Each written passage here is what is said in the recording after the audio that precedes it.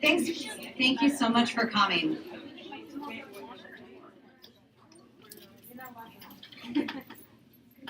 Everyone got pizza, and feel free as we go through the evening to get up, get food, get drinks. Thank you so much for coming today. We really appreciate it. Welcome to the first Chicago Women in Big Data meetup. So my name is Kim Brown. I'm one of the co-founders. And give it a second. Hey. Hey, everyone. My name is Stephanie Valarezo, and we're super excited for everyone to be here. Thank you so much for coming. Yeah. So we wanted to kick it off because this is our launch event and walk through who we are. Thank you so much for being here and give you kind of an overview of what we hope this group becomes. So when we started Chicago Women in Big Data, we had three main goals in mind. The first is to create connections, right? We're all incredibly smart people. How do we bring each other together? How do we start connecting and networking? So the first goal is just connecting within this community. And the second is visibility. We're all incredibly smart and talented. We've got a lot of great things going on. So how do we start increasing our visibility, understanding some of the great wins that we're doing, and just celebrating the great successes and innovations that we have in the community. And then finally, inspiring others to join. Whether it's your first career, your second career, your third career, there's such an evolving space. And we found that there's so many women that get into it from a variety of different paths. So hopefully this inspires more people to come, learn, and feel like this is something that they can do and really explore the big data space and hopefully call it a career for them. So those are really our three mission statement points. And we thank you all for being a part of it. We hope you continue to join us. We've got a sign up on the board. Stephanie and I cannot do this alone. So if you're interested in getting involved or volunteering, we want this to be a really dynamic community beyond just meeting in person. So if you have any skill sets, you want to raise your hand, you've got ideas, put your name on the board, and we'd love to work with you. So with that, we're excited to talk about our event tonight. I'm going to hand it over to Stephanie to introduce our speakers. Hey everyone. So we have a rockstar panelist here, and we, starting off with recommendations off of Trevor, we started to reach out and look into the community, who's involved here in Chicago, and who is paving the way in big data and analytics. So to go from RITU, she's the director of product management for big data at Intel. So she has over 15 years of experience building software solutions for enterprises. She's led a variety of teams, from engineering, QA, and solution delivery organizations. She's led the product and program management responsibilities for Intel's distribution of Hadoop and big data solutions. So we're going to dive into that a little bit more today. She has her MBA from Chicago and a bachelor's in computer science from... Awesome. Next on the line here is MEAGAN. She's the Senior Director of Data Services at Trunk Club. She has over 10 years of experience in data warehousing and business intelligence. And previous to her work at Trunk Club, she was building out a modern data platform for data scientists. She worked in business intelligence at Redbox, so definitely want to learn more about that. She has her MBA from the University of Minnesota Duluth and her bachelor's from Valarezo. Last is HOLDEN KARAU. She is a Spark committer and an IBM principal software engineer. She's an active open source contributor. She's a co-author of the books on Spark, including High Performance Spark as well as Learning Spark. She's a committer and makes frequent contributions, including in PySpark and machine learning. And prior to IBM, she worked on a variety of distributed search and classification problems from, get this, Alpine, Databricks, Google, Foursquare, and Amazon. She's graduated from University of Waterloo with her bachelor's in mathematics and computer science. And, thank you all three of you for coming here. And let's put our hands together for our panelists.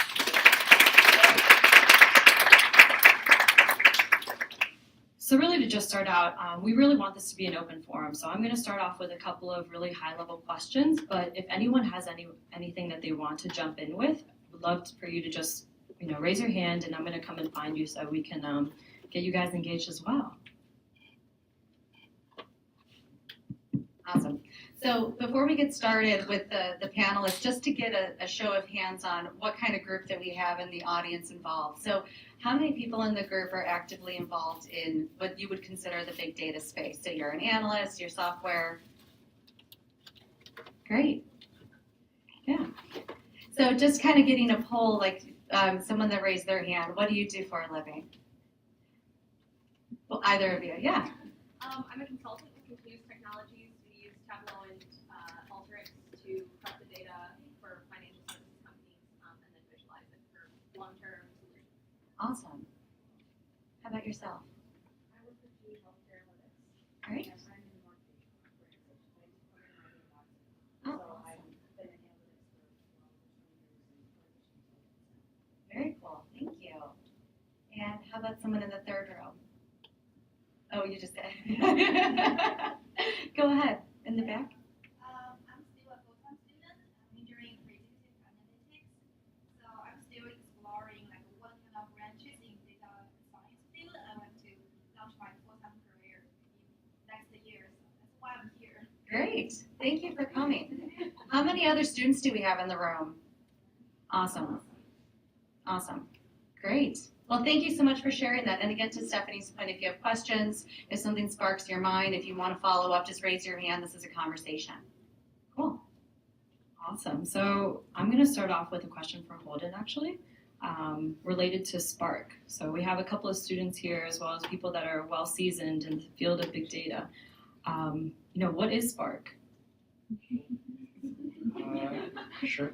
So the description which I normally like to give is Spark is the system that you learn while you're waiting for your MapReduce jobs to finish. You're like, why is my MapReduce job so slow? And then you're like, oh, maybe I'll learn Spark. It can't be that bad. That's maybe slightly facetious, but it's similar to Hadoop MapReduce. It's very good for large-scale data analytics. But it takes a different approach to achieving reliability in a distributed system. And because of this, it's able to perform a lot faster than Hadoop MapReduce. In addition to that, it has like a bunch of shiny bells and whistles. It works well in Python, and I know someone's looking at using PySpark more, and so I'm very excited. And it works in R a little bit, kind of, if you're lucky. And it has SQL interfaces and other things like that, which in the Hadoop space tend to historically be separate projects, but in Spark it's all integrated into a single thing, so you don't have to install like 6 different packages. And if you believe all of that, you should use it. Just to piggyback off of that one, you quickly went into different terms that, I came into the data space, relatively recently. So you mentioned Hadoop and MapReduce. Could you dive a little bit deeper into giving us what exactly those technologies are? Yeah, so Hadoop is like a collection of technologies. A lot of times when I say Hadoop, I really just mean MapReduce because I'm lazy. But sort of there's this MapReduce thing is a processing engine for handling really large data sets. And it has very simple primitives to do this. And so essentially you can use like what's traditional functional programming techniques. You can map over your data, which is like I have an input, and based on each input I do something specific, and then reduce is a step where you can combine your inputs that have the same keys together. So if I wanted to compute an average, I would use reduce to do that. And so MapReduce is these really simple programming concepts, but the reason why it's so popular is it has this built-in system for reliability. And this is really important for sort of distributed systems because like when we're running on a single computer, like if it fails, okay, we just restart it. But when we're running on like 1,000 computers, one of those computers is probably going to fail while I'm getting my work done. And if I have to restart every time I lose one of my computers, I'm never going to get my answer. And so MapReduce takes one approach to achieving reliability, that is handling the cases where nodes go away. Spark takes a different one. If you're interested in like nerdy distributed system stuff, I will talk about that for way too long. But I like Spark's approach. What was that other? Was there a second part? Oh yeah. Oh right. So the other part of Hadoop, which is not MapReduce, There's a large variety of projects that are considered part of the Hadoop ecosystem, including Mahout or Mahout, depending on who you're listening to, which provides like machine learning. There's things to do with SQL. There's lots of things, and Spark itself can run on top of Hadoop, which is where it's most often found. And in that case, we are talking about Spark running on top of HDFS. And HDFS is this distributed file system, and it's not good, but it's the best we've got for free and open source.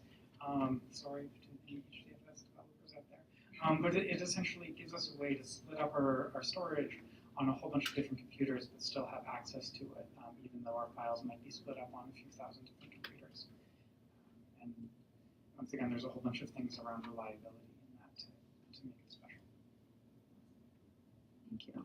So, Ritu, to turn it over to you, since we just went into Hadoop and thinking about building different products within that system, what is your take on where Hadoop is now and how people are using it?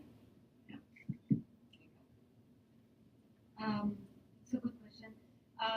Hadoop, when I started in Hadoop and just learning about Hadoop and big data, that was back in late 2013, early 2014.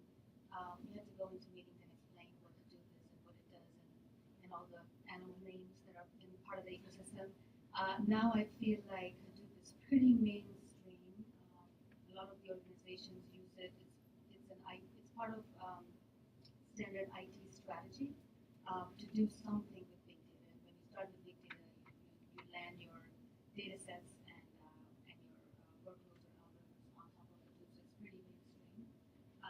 And I think that that's going to stay that way. It's one in the tech sector, there's the next shiny object. So Hadoop's graduated off of the next shiny object and become mainstream. I think a part of the question was where is it going next?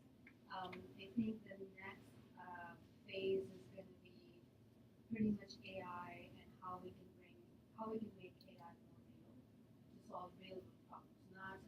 Not only what Facebook or Google or Uber and those guys are doing, but if you talk about banking or healthcare or federal or retail, how can AI actually make a difference in people's lives and solve real world problems in conjunction with humans?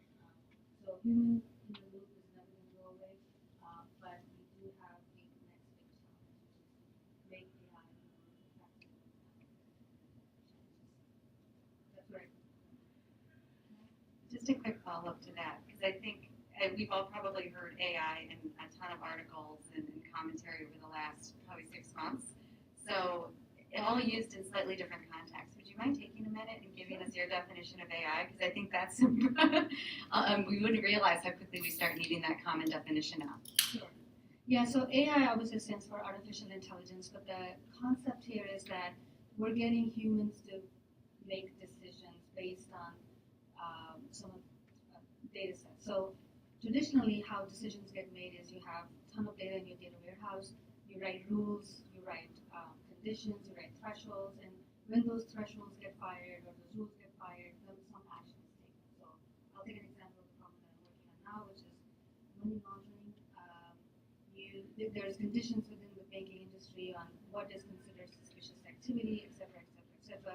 This pattern goes in many. You can see this pattern in many problems, many verticals.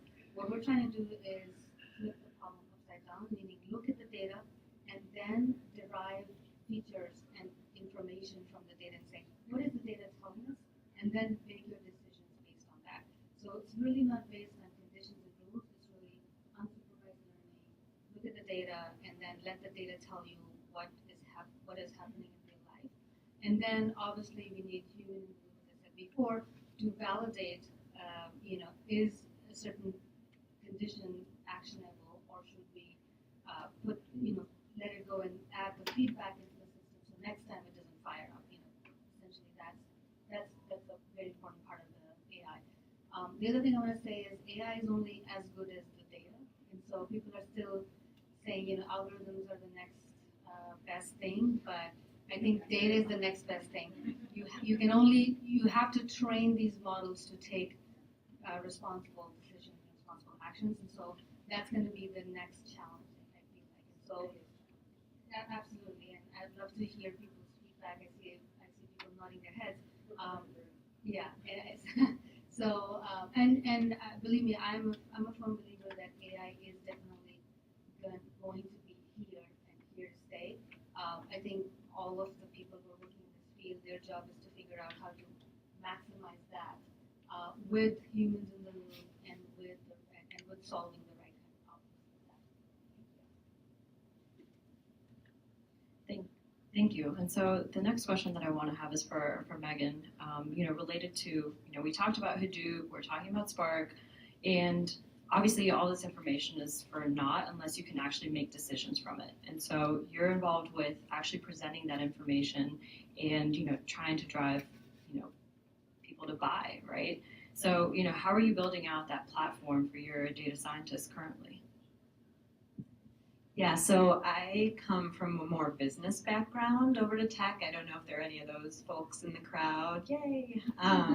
So Holden's going to talk me into a corner on that stuff, but I can talk about providing a lot of business value from all of the wonderful work that people like Holden do to, give us the technology to do so.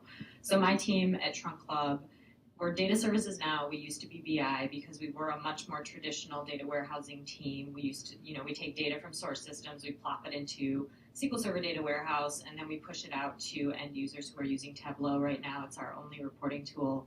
And that's kind of been what we've built over the last 3 years since I started there. So all the analysts are like happily playing with Tableau. They have hundreds of data sources there, so pretty much anything going on in the business they have insight into. But it's like a daily batch kind of a process. We started hiring up our data science team pretty quick early on, but they sort of floundered a little bit. They were procuring their own data, trying to figure out where they could make an impact. And then just recently, earlier this year, it was sort of like light bulb went on and they were like, well, the data warehousing team has a ton of data just sitting there that's cleansed. And, at that point we had created all these aggregations and, we calculated like 300 different metrics about our customers. So they were like, well, why don't we just use that data and then see what it tells us? And so that's kind of where the light bulb went on. And then we sort of were like thrown into the ring, like, okay, well, why don't you become our data engineering team? And we were up for the challenge. We already had written a fair amount of Python to be able to integrate with APIs and Google Sheets and God knows what else, startups run on Google Sheets. So we need to pull, when app developers don't have time, you just create a Google Sheet and track things that way. So we did a fair amount of that. And so now we're at the point where we are building out a new platform to replace our existing SQL Server old school platform. Our developers are now working in PySpark, which makes Holden happy. They're taking SQL stored procedures that they have and they're converting them into PySpark jobs to be able to transform the data in a similar fashion. It's not like entirely a brand new concept. And at the end of the day, data science is on the platform. They're going to be doing modeling. They are also, they traditionally use Python, so it's not a big leap for them to start using PySpark. We're using EMR to be able to distribute all the compute functions that both our batch processing as well someday long-term or stream processes from our source systems in more real time will use. And then data science should be able to have their own clusters and they can train models and build huge data sets. Right now they're pretty constrained by the architecture we currently have. They don't have, they're running things locally on their machines and hitting go and things process for like 4 or 5 hours. And then they come back and hope that something useful came out the other side. So we're really looking to mobilize that team. There's a lot of opportunity for Trunk Club in getting data science injected. If any of you are familiar with Stitch Fix, I'm sure this room, many of you are. They're one of our main competitors, and they started with algorithms and then layered in personal stylists in the form of people. We did the opposite, and so we had a lot of really great stylists, but that doesn't scale as well when you're trying, it's not a consistent experience. Stylist A is not going to treat customers the exact same as Stylist B, and so what we're trying to do now is figure out ways to take some of that autonomy away from them where we can and where it makes sense, where data science can do a better job in terms of picking products for brand new customers and figuring out which leads are the right ones to follow up with. And then still letting them do what they do best, which is manage a personal relationship with the customers that want to have a relationship with us. So that's where we're at. So as a follow-up question to that, how do you think the transition has been, and as there are new technologies that come out, how are you going to continue to grow? Good question. So we actually are very fortunate. We are owned by Nordstrom, which I didn't mention and should have. And they also are at a very similar point in their kind of life with trying to modernize their data platforms. Obviously, they're much more, a much older company. So they have pretty much everything over there. They've got it. I'm sure some of you that work at big companies can relate. But they're undertaking a pretty big effort to modernize, and so we are working together with them to try to share knowledge and stay current. But it is kind of a concern I have. It's the point that we're at right now is pretty early on in our implementation, and things are changing so quickly. So hopefully being part of groups like this will help us stay current on new things that are coming. We're also trying to open source as much as we possibly can so that we're not tied into, like, we use AWS, but we're hoping to not use as many of the AWS kind of managed services as we can. Awesome, thank you. And kind of going off of that, what you said about open source, I kind of want to dive into, where, how have you all gotten to where you are today? Sitting in front of, all these amazing people in data science. So starting with you, Holden, I wanted to understand what got you into the open source community, and what has your path been even within it? Cool. Yeah. So I got into open source mostly because the way that I learn things is by reading a lot, and I got very frustrated with not being able to read the source code for sort of commercial products that I had to use, and so I sort of gravitated towards places where I could read the code, and that's just like my personal learning style. I don't know, like I drink a lot of coffee and then I sit there and I jump around in the code base for like a few hours. And then at the end of it, I might know something. Some days I don't, and it's sort of hit or miss. And then sort of the path down there is I started working on sort of, I always had this like interest in search and recommendation problems, because I think they're really fun problems. You can help people find what they're looking for. And this slowly sort of led me towards big data, because I started working at a company which had reached the point where our search system would no longer fit on the largest AWS instance you could get at the time. And so it was like, well, okay, we need to figure out how to shard our search system. You're new. And I was like, okay. And so this was just like, I guess I will figure out how to do big data. And so it was rocky, and for the sake of the new people in the room, I feel like I should point out, I brought down the site several times. I have cost my employers millions of dollars in lost revenue, and I have not been fired for doing that, and this is okay, because the millions of dollars in lost revenue is hopefully made up for in your improved system later on. Or you find a new job. And either way, not your problem. My management, this isn't being recorded, right? Never mind. It is, and that's actually really good advice, though. I think that's really poignant advice. I would second that, yeah. Yeah.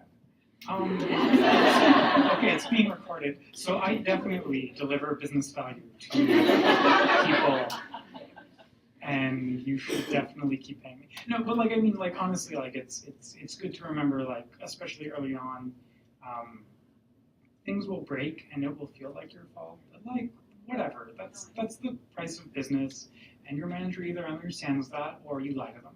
And you can figure out by asking your coworkers and seeing what your postmortem process looks like, if you should lie or be honest. And go from there. But then, yeah,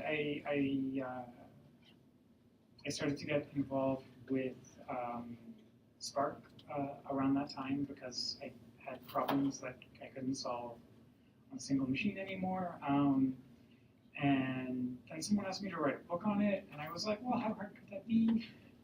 Which in retrospect, I'm not very smart. It was really hard. But that innocence of not knowing how much work I signed up to do was this great opportunity. And that's more or less how I ended up where I am. I wrote a book on something that happened to get popular, and I got really lucky. And I'm really excited that people pay me money to work on open source code. It's amazing. It'll be much shorter. No, that was wonderful. I am not a contributor to open source because I'm, I guess, leading the team that's contributing to open source. But basically, my involvement is when they reach the limit of something they can do, I'm like, we'll figure it out. And so then they, do whatever they do. They look in open source communities and they figure it out. And then they share that knowledge with the rest of the team. And I just try to foster that environment so that if they do make a mistake, I don't yell at them, because that's how you improve.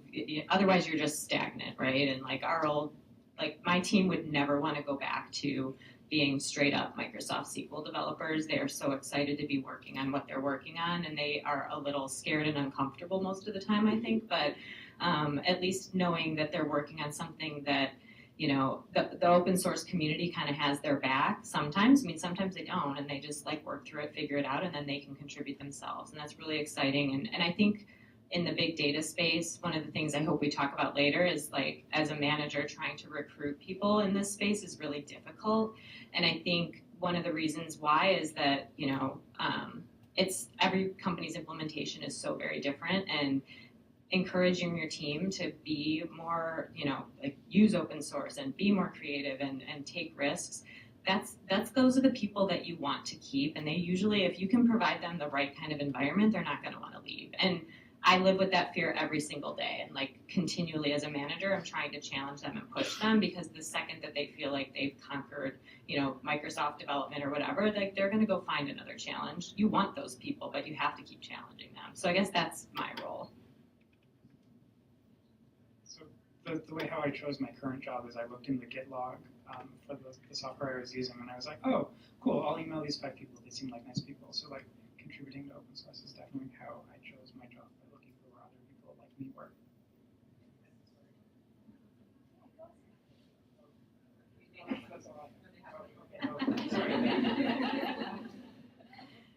So I'll echo what Megan said. So I'm also not a very active open source contributor, although my name's here and there, but I'm not actively contributing. I manage teams that contribute to open source.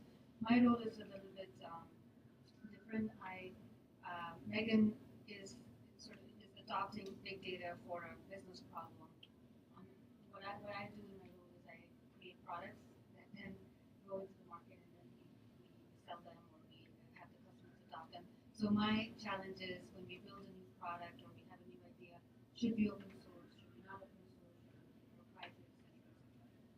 I'm a strong proponent of open source. I think open source is a great way to get all of the innovation out there and the ideas out there. And so just recently we created a machine learning based network security software, and we open sourced it to the Apache Software Foundation, made an Apache project, and now a lot of people are contributing to it. So again, for the young people in the audience, I would say, just like Holden was saying, if you find an interesting open source project, you like the people, you email them, you get involved. That's how the community grows. And I think the real test for an open source project is obviously how many people are using it, but also if you used an open source project for your problem, for your own business problem, and if you're able to, you face certain issues, fix them, and you contribute back. I think that's how this cycle of innovation continues to grow, and I highly encourage it. How I got into it, I was actually, I didn't do the big data. I was working on XML and web services software, which I'm sure people who have been in the industry for a long time remember XML and web services, and I did that for a number of years, and then I got bored, and I said I needed to do something else, and I started reading, like Holden, about this thing called big data. I was lucky enough to get a product role in that team. Do you have any other questions, or do you want to raise your hand and I'll come around with the mic.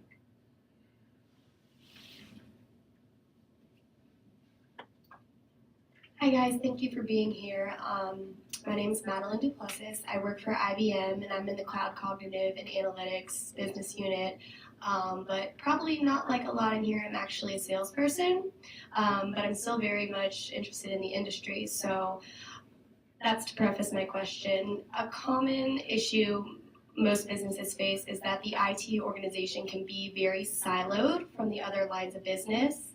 And oftentimes, I think a salesperson is kind of the in between. So I just would like to hear your thoughts or your advice for, I'm selling some of the tools or the platform that the IT organization will be using, but also having to show that value to, the finance or the other lines of business who are actually going to be signing the contract. So just kind of wanted to hear any thoughts or advice you have on kind of bridging that gap between IT and the other lines of business when I'm selling things that you all will be very much using and ingrained in. Question. I can answer that.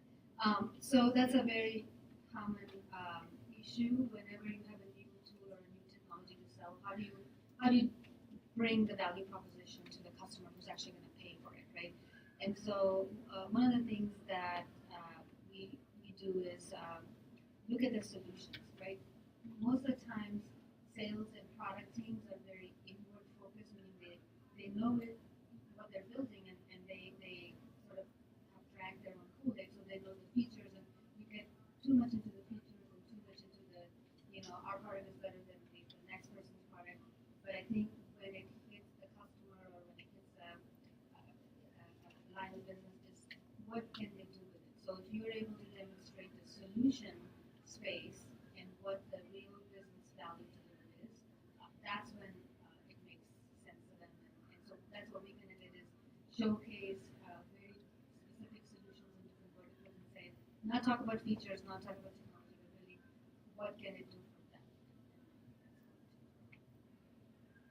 I guess I would add there too is like for Trunk Club specifically, I get reached out to all the time by different vendors trying to sell me stuff, and at the end of the day, to convince a finance leader or marketing leader, whoever might be interested in what your tool could do for the company, it's really somehow figuring out how it can be complementary to what we already have, right? So if I have a really great technology team, which we do, we have an awesome engineering team that has built a ton of our own like homegrown apps. But we still have a ton of third-party apps as well, because we're not interested in, building a system that calculates commission, because we've been doing manually and it's super painful. So we'll like outsource stuff like that. So I think it's like trying to understand the landscape and, getting somebody inside to help you with that. And tech, if you're already talking to someone in tech, that's great, because they know like all the tools that their end users are actually using. And so they should be able to identify like a niche or an area that's just not really addressed, or it's an existing pain point, right? Like the business hates doing the commission calculation every 2 weeks because it takes like forever and it's super manual. So.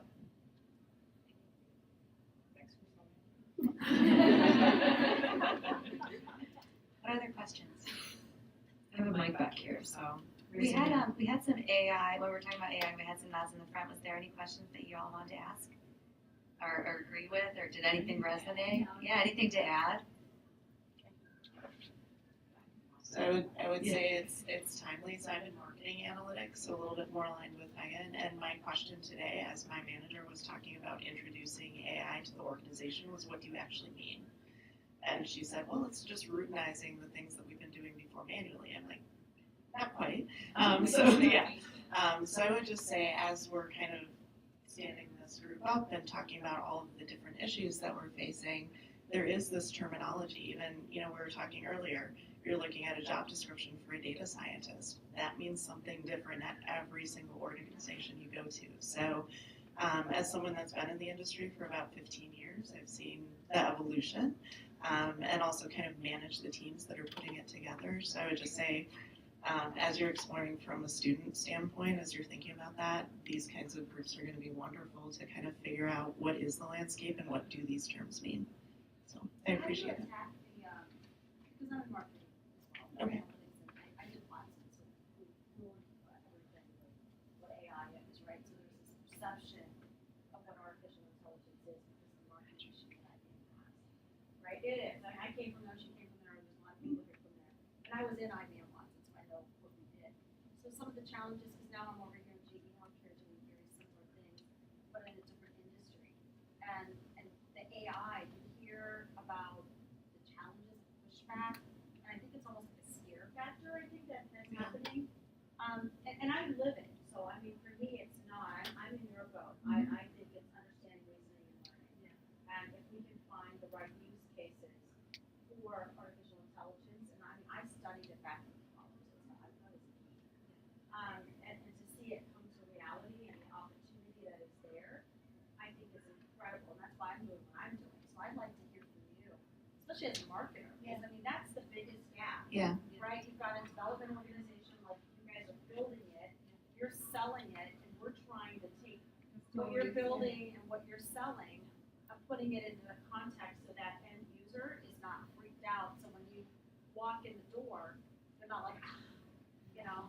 I mean, I'd love to pick your brain on understanding like what are the challenges that you're hearing. Yeah, and we can talk a little bit more later, of course, because I want to make sure that I think where I've seen it most aligned is what Megan was talking about, is kind of figure out where the core competencies are that you've either built internally or that you've outsourced and are satisfied with, and then figure out what those gaps are so that you can get smarter faster and use the data that you have. So I know the pain of sitting on all of this data that you've acquired from an agency or from your partners, and it is kind of figuring out risk tolerance for an organization too, I think. You know, how much decision do you want to keep in the hands of your consultants, your sales force, and then how much of it do you want to kind of routinize to make their lives easier? So definitely a balancing How act. deep you go in Yeah. explaining it, that goes back to your question, what is AI?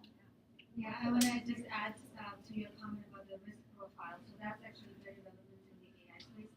How, as a company with brand and a reputation, how would it come across if your customers found out that, you know, you got this flyer because some algorithm said that you needed to get this flyer, or it could be worse, right? There's many worse examples of that as well. So I think the part about risk is very important on people making these decisions, especially on the CIO level or finance level or marketing level, is how much of the AI, how much of it to automate and defer to the AI, and where to get the humans involved so there are no mishaps like that. And as I said, I was talking about the AI case.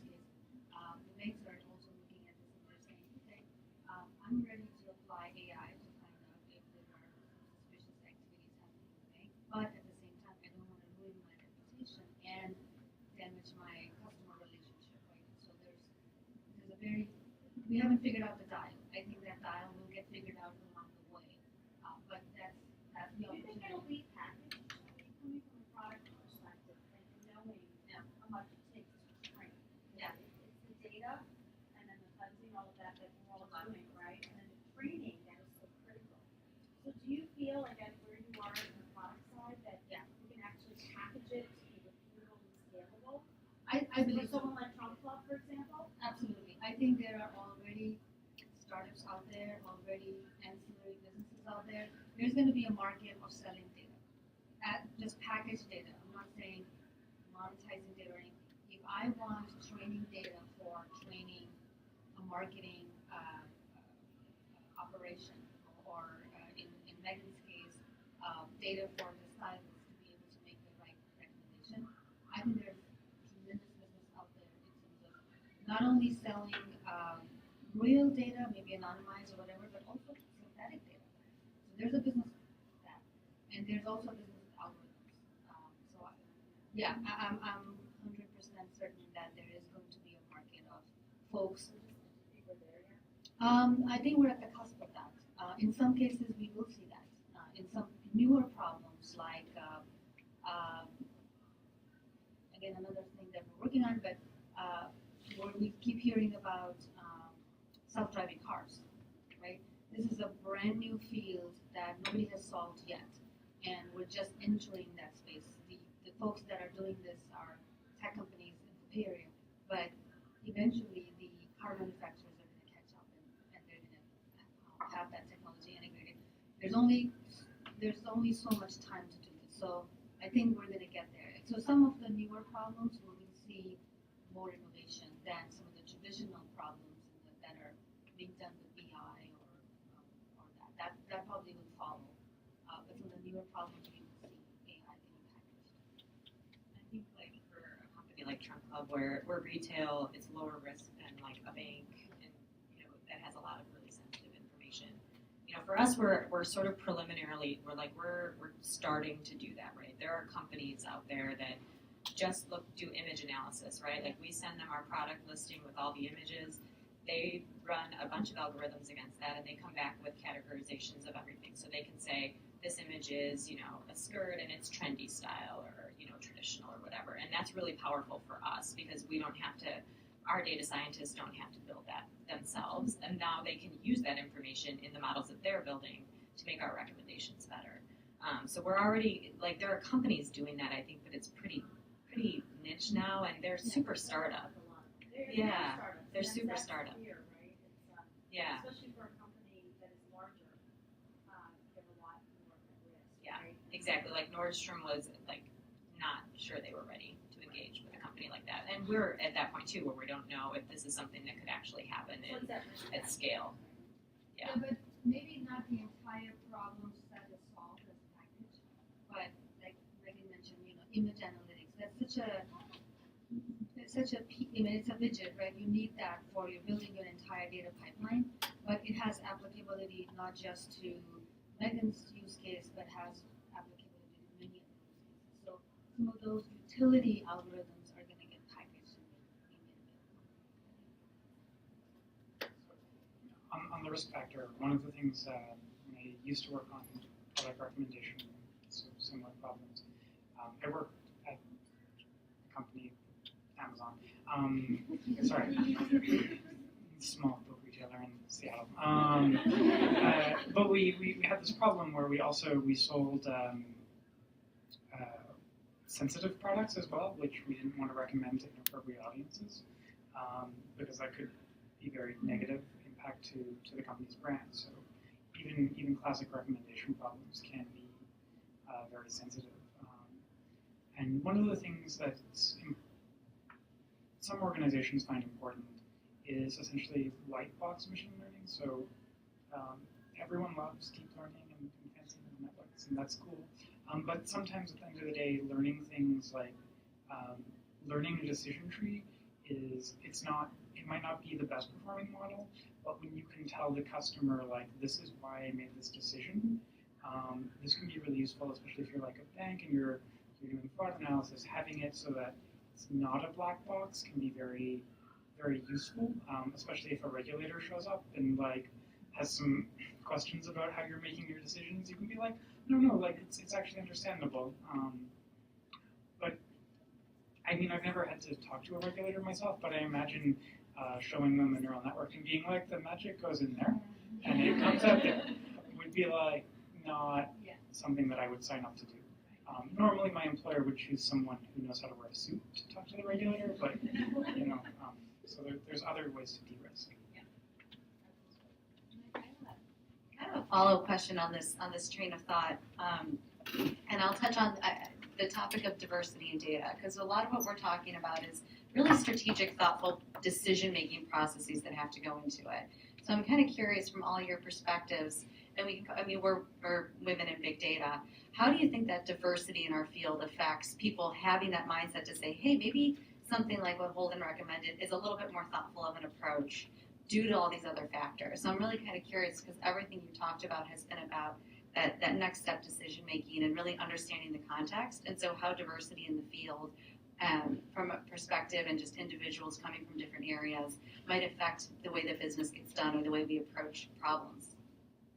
Yeah, I think, this has been proven with data that teams that have diverse inputs make better decisions, have better outcomes. And I think tech industry as a whole is still not there in terms of having the right balance of men and women in the positions where they are making decisions and are getting the opportunities. And there's a big push to solve the diversity. I'm glad to see everybody in the room, and I especially am very excited to see this students. I think, you know, to the extent that we can influence the next generation to take computer science courses, math courses, and enter the tech field, there's a huge opportunity for women because we really need the representation. And the other fact that I'll say is when women are about 20% of a room, it just turns. The whole vibe turns, the decision making turns. But I routinely go to meetings where I'm the only woman in the room and there's 10 other men. It's a little, it's not intimidating, but it's a little different. So we need to like pull each other up and again, get to that tipping point. And once we're at the tipping point, I think the rest will take care of itself. I just find if you're in a meeting and you're the only woman in the room, you're assumed to be the note taker. And I always end up being the note taker because I can't stand not taking notes. And I hate useless meetings that you end up having to repeat ad nauseum because nobody remembers what they do. And although that's sort of a cliche, I still feel like if you're in a room full of women, that's less of a problem. And like everybody's on point. Yeah. And like focusing on actionable outcomes. I'm not saying that men don't have good ideas because that's totally not true. But it's just more of a like, and if you're the only woman in the room, it's just a natural tendency to not speak up as much. And I think almost all the men that I work with want the women to speak up. They want more diverse ideas. I just think it's like a long held, you know, I mean, we all know, right? I think that the younger generation are. I mean, I'm fortunate. I'm in a startup and most of the people I work with are younger than me. And so I've learned so much from them and I've been able to even open up more because it's just a cultural thing. Because she's working for a different Yeah. I'm just, she doesn't even want to take it. They're still my employer, and they can do no wrong until they are no longer my employer. But yeah, I mean, like I've been in meetings where it's very hard to get listened to. When I go to conferences in my subfield where I'm known, it's very different than when I go to conferences where I'm not in my subfield. People make a lot of assumptions, but like thankfully, like I'm lucky enough that I'm well enough known in my like very small niche of the world that like life is mostly okay most of the time, except for the occasional assholes. But like I had this one experience. I was on an all-women team. It lasted until wait, was this being recorded or not? Yeah. Okay, it lasted for a while, and then we got a new manager, and it fell apart. But it was a very different experience having that all-women team. It was just very different. I find in open source communities, it's a bit different than I found in sort of my employer. In some ways, it's more challenging because sorry, this is recorded. Because like we don't share the same goals and management structure, and so like if people are jerks, there's no one I can go and talk to. And so open source has been like the place where I've had the most challenges with this sometimes. Of course, like the Spark community is like lovely, and I feel very welcome there. But like that's definitely not perfect, right? And even in this place where I wrote the books, I've done a lot of the work that I still have to do occasionally. Getting to physics contests.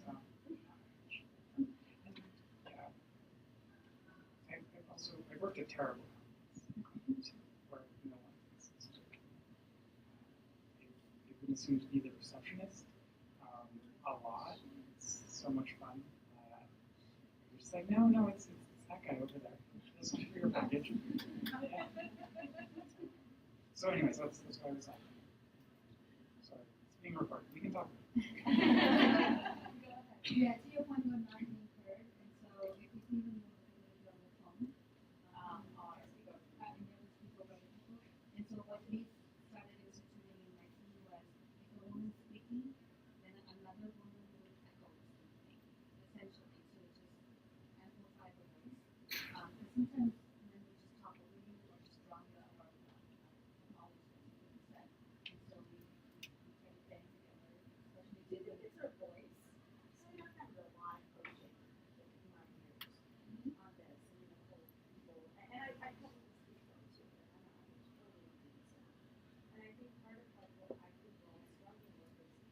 involved in the works as well. So do you see that? I mean, so I'm not in the tech side anymore, because I'm on the marketing side, so it's a little different in that there's a lot more women in my field, even if it's in technology and even if it is at a big company like IBM or GE, we're not any different. Two different companies, same thing, right? Large conglomerates. But is it in the technology side with the younger generation and in startups? I think it's like a stereotype, like being assumed as a receptionist or a field taker rather than technical contributor. And Open source committer. I think that's not assumed to be. And I would like to, I think there was a couple really poignant points made that we're in a generational shift. I heard a couple things. One, I heard we're starting to do that yes and exercise and bring each other up. I'm also hearing a little bit about generations. So I'm kind of actually curious, and maybe opening up in the room, we hope that I'm in my early 30s.